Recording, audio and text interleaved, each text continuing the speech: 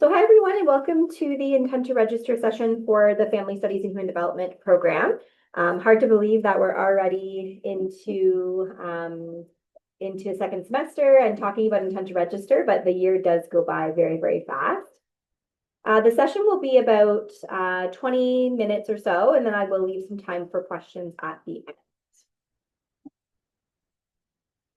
So just to kind of get started, what is intent to register? Many of you are first year students and you haven't actually lived through the intent to register period yet. So intent to register is an opportunity to let Western know that you'll be returning next year and what program and module you wish to be considered for. So all of you are currently, if you're first year, are currently in a general year one family studies program. Year two is where you'll actually tell us which module you want to move into.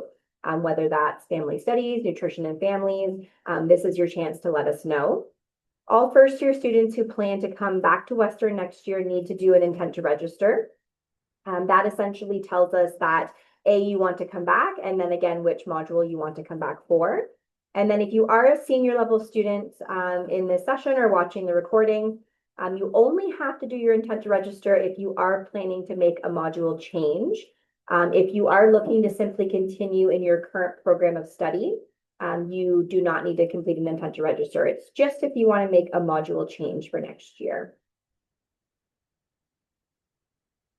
So when is the intent to register period? It did open up today, so February 25th, and it does remain open until March 31st. So just to give a general timeline of what kind of happens once the semester is over, in May, the academic advising team will evaluate all of your coursework from the fall winter to essentially cross-check that you're eligible to move into your module of choice. So what that looks like is a process called adjudication. So we're essentially pulling your record and we're seeing, does the student have the progression required to move into year two of the program? Or if you're an upper year student, do you have what's required to move into the module based on what you indicated on your intent to register? In June is when you will find out your adjudication results, so which program you've been placed into, and that will be through your student center. And then in July is when you'll actually select courses for next fall winter. And those happen in session. So week one is year four, and then week two is year three, and week three is year two. So that will be posted on the student center when it is available the week that you'll be registering.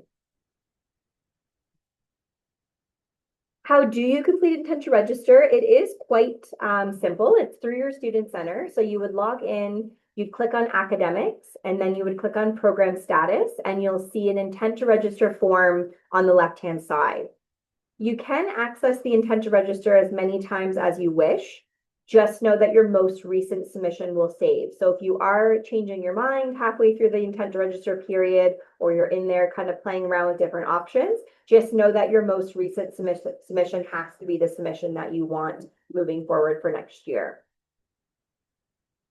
If you submitted your intent to register, but you want to kind of double check what you submitted, you can do that in the same general area. So again, academics, program status, and then you click on intent to register ITR in brackets on the left-hand side, and then you'd select your term. And that will allow you to see the submission that we have saved in the system that we would be able to access through the adjudication period. There is a nice step-by-step guide that you can access through the Office of the Registrar's website.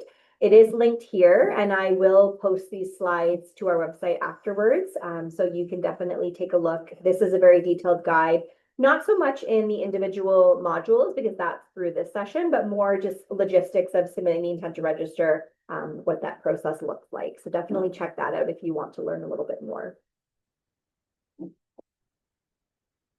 So because you are declaring a module now, I thought it would just be a good idea to speak really briefly about what actually is a module. And hopefully this is review for all of you, because we would have went over this information during the summer orientation, but just wanted to kind of refresh your memory, especially because we are now declaring a module. So it is the time in your degree where it's time to do that. So in family studies, we have modules within, we have a major, a minor, a specialization, and an honor specialization. And we're going to go over progression in just a couple minutes.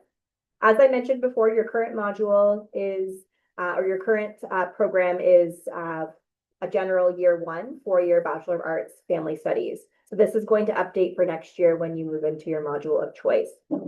In family studies, we have different areas in family studies and human development. So we do have an honors specialization, a specialization, and a major.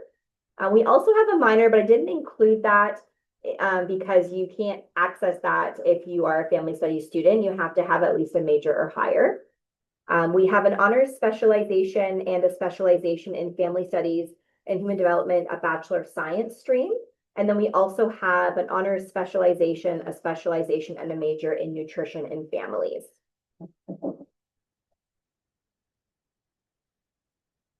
So at Western, a 4-year degree is 20 credits and a 3-year degree is 15 credits. An honors degree does carry a higher level of progression. So for an honors degree, you need to have, depending on the module, for family studies, you need to have a 70% module average. That includes the courses listed in the module. And you'd have to have a 60% minimum grade in those module courses. 65% overall cumulative average and no course failures. For a non-honors degree, you need to have a 60% cumulative average. That keeps you within good standing within the university. And then you need to have an overall module average of 60%. And that would be the same for a 3-year degree. A 3-year degree is only through a non-honors, so it would be that 60% average that you're aiming for. Just a quick checklist on the right-hand side, and again, hopefully this is review for you, but all students at Western need to have 5 credits at the 1,000 level, but you do have the ability to take up to 7 1,000 level credits if you wish. At the time of graduation, you need to have a minimum of 13 senior level credits.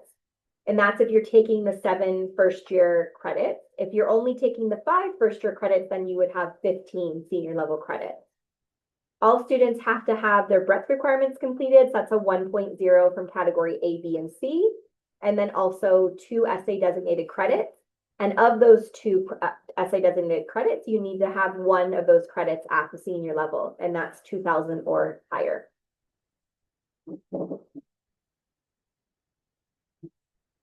So just to provide you with a nice screenshot of the different module combinations that are available at Western.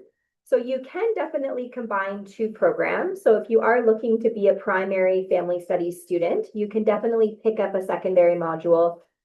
We've had students that take modules in psychology, sociology, maybe geography, lots of options out there on the academic calendar. So this is just to provide you with a really brief screenshot of what is eligible to be combined at Western.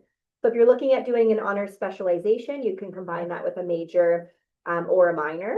You could do an honors double major. You can combine your specialization with a major or a minor. You could even do a major, minor, minor. So lots of different options within the 3- and 4-year degree at Western. Just a quick note on additional modules. It's not mandatory that you have an additional module, so you can simply graduate with your primary module in family studies, whether that's a major or a specialization or honors specialization. An additional module would be optional. Minors are not printed on your degree, so I always tell students, you know, if you're taking a lot of courses in one subject, you may want to declare a minor. But if you have to take a lot of courses that are extra just to fit a minor in, it might not be worth it. So just double checking what's important to you and what your goals are for post-grad and career-wise. Additional modules do not impact admissibility into professional programs. So if you are looking at applying to Western education, for example, it's simply completion of a degree and having your teachables checked off. So it won't matter if you have an additional module. It's not going to make you stand out any differently. They're going to be looking at your overall average within your degree. So definitely take courses that you're interested in, you're doing well in. That's going to impact admissibility over having a secondary module. If you are adding an additional module, especially if you're adding it late in your academic career, it may increase the amount of time that it takes to complete your degree. So if you're adding a module in your 4th year, there is a possibility that you need to have a 5th year to fit in everything. So just take that into account as well. And then also important to know that additional minors and majors, so additional modules can be dropped at any point. So if you add one next for this ITR period and you move into it for next year, and then you decide in year 3, you know what, it's not what I want to do, we can definitely get that updated for you. And you can also add a module, additional module as well. So if you're in your 4th year, like I said before, and you're like, I really want to add a minor in English, I'm willing to put in the extra work for it, we can definitely do that. So it's not set in stone. There is some flexibility as long as you have the requirements to move between the modules. So I'm just really briefly going to go over the progression requirements for our specific modules. And again, we would have went over this in the summer. So this should be fresh in your mind because you are working towards these this year, hopefully. So if you are looking at moving into our honors specialization in family studies and human development, you will need to have an overall average of 70%. With no grade below a 60% in the following principal courses. So we're looking at your 2 first-year family studies courses, and then a 1 credit from either psych or soc at the 1000 level. And then we're just pulling your top highest 1000 level elective course. So we would just pull the highest grade from your 5 or from your 3 other courses, because I guess we would be pulling your full family studies and your full psych or soc.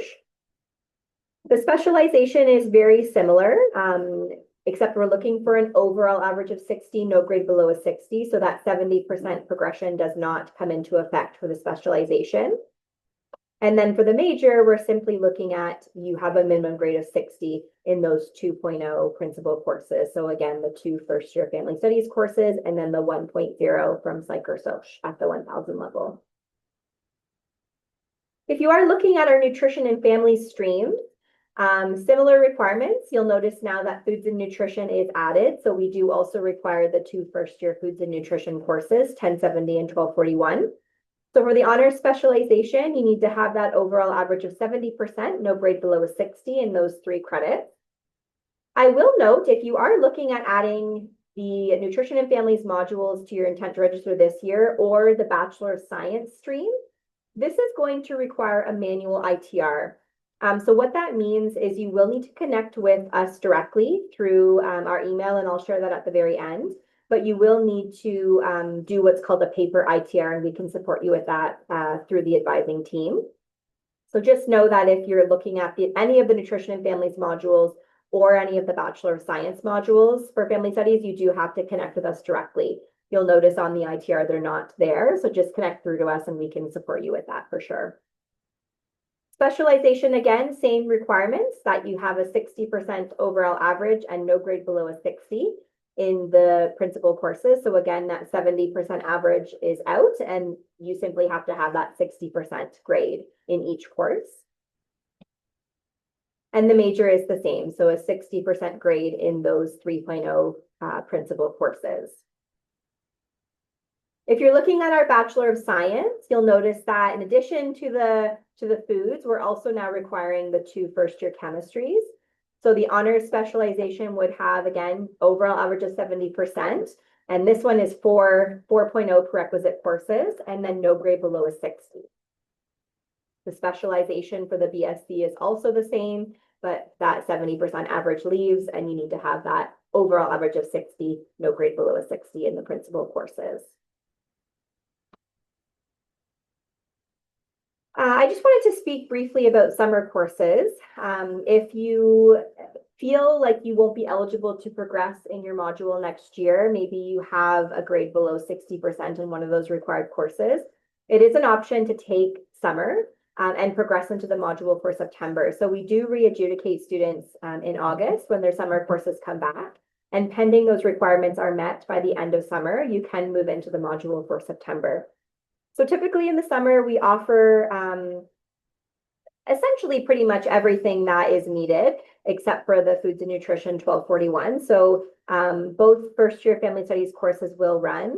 The first-year psych and soc will historically run, and then we have our foods 1070 and the 2 chemistries are running as well.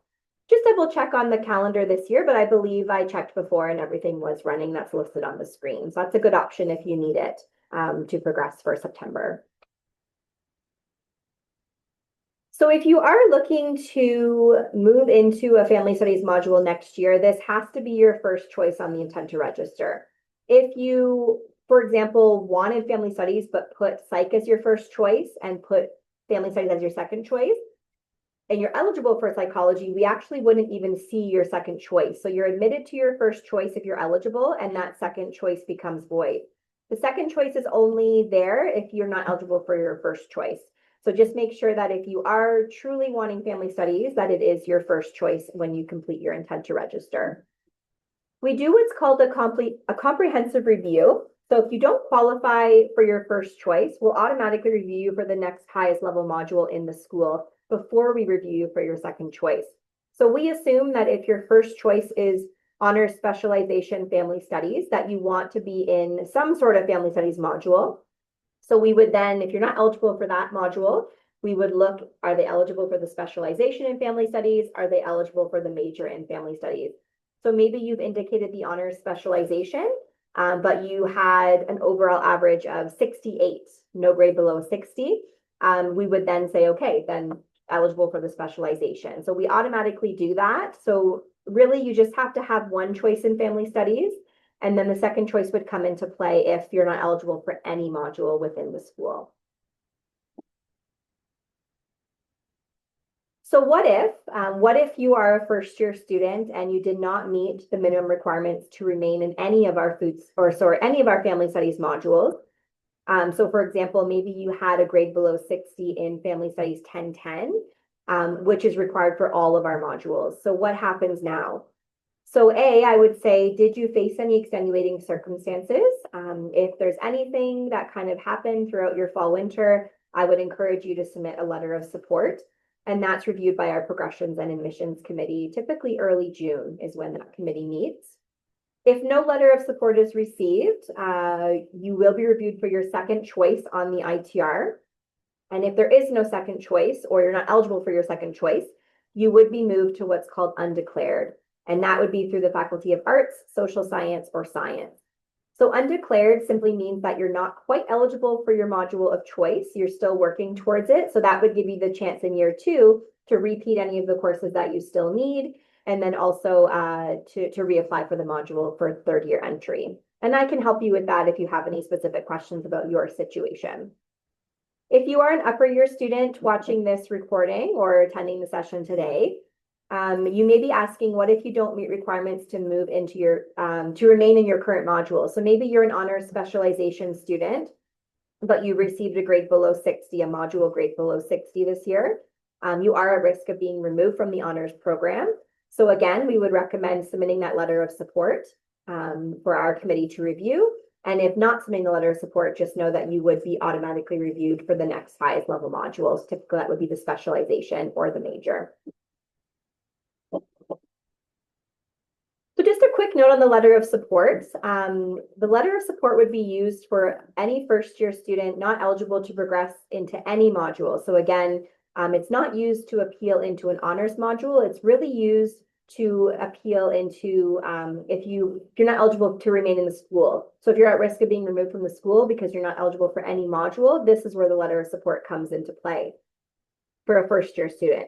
For an upper year student, the letter would come into play if you're not eligible to remain in your current module. So I gave that example earlier about the honors specialization and having that module grade below a 60. We do have a progressions and admissions committee, as I mentioned before. It does meet typically early June. So we do have an April 30th deadline, but don't let that deter you. If you are needing to submit the letter of support, we will accept them up until the committee meets, which is usually first or second week of June. And I provided a link there, which takes you directly to our intent to register page on the website, which has the letter of support on that page. And again, I'll have these slides posted so you can reference that link afterwards. So I am going to walk us through an intent to register demonstration. So perfect timing that we had this today because it is open. You may have already went in and played around with it. So I'm just going to get this loaded and then I'll show you a quick example in case you haven't had the chance to look yet at what it looks like.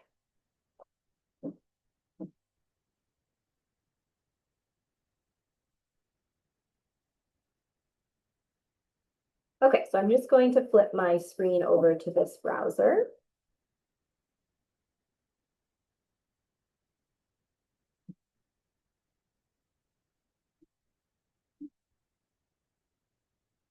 Okay, you should be able to see the intent to register application there open now.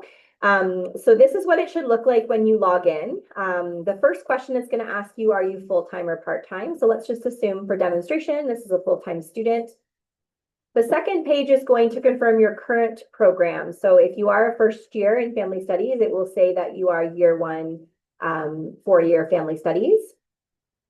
You need to indicate your faculty. So we are through the Faculty of Health Sciences.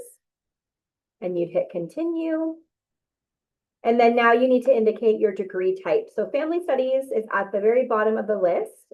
We have our Bachelor of Arts, Human Ecology, Family Studies. This is the one that you'd want to select. Special student, I get some questions about that. That would be for students that have graduated from Western and want to come back, or they're planning to graduate and they want to come back for a 5th year just to take a few courses, but they've completed their degree. So if you are in years, 1, 2, 3, you're not on track to graduate, it would be this option here, the Bachelor of Arts, Human Ecology, Family Studies. This is going to bring up the options. So again, we have our honors family studies, we have our non-honors 4-year and our non-honors 3-year. So let's just assume this student wants to do an honors degree. This is where you'll declare your module combination. So again, referencing that chart that I shared at the start of the presentation. Let's say this student wants to do an honors specialization and a minor. You hit continue. Your primary module would be an honors special in family studies. As a reminder, if you're wanting nutrition and families or the Bachelor of Science, reach out to us directly. But let's say the student wants the honors specialization in family studies and human development. And maybe they want their minor to be in psychology. So the list is quite long. You just kind of scroll through and you'd be looking at selecting a minor in psychology. You would hit continue. It's going to have you just confirm your choices. So again, this student is ITRing for an honors spec in family studies and human development with a minor in psych through the Faculty of Health Sciences, and you would just confirm your choice, and then it's been submitted. This is where you'd add a second choice if you want to, but again, you don't have to. If family studies is your option for next year and that's where you want to be, you only have to add one choice because we will do that comprehensive review for you if you're interested in just staying in family studies. Okay, I'm just going to toggle back to the presentation. We have reached the end. Hopefully that was helpful just to provide you with some additional information about intent to register. It is a pretty straightforward process, so hopefully everything is kind of making sense. But again, we're here to help if you have a specific question or you want us to kind of chat one-on-one about your situation a little bit more. So definitely reach out to us. This is our email for our academic advising office, so fnsinfo@uwo.ca. You may be familiar with that email already. If you do want to reach out to a student that is in a family studies program and has kind of lived through the intent to register process, you can reach out to Cadence, who's through the Faculty of Health Sciences SOF team. So she knows that there may be some students reaching out. So definitely connect through if you have any specific student-facing questions that they can help with. So I am going to stop the recording and then I'll open up the Q&A period if there are any questions. And if not, you're free to go.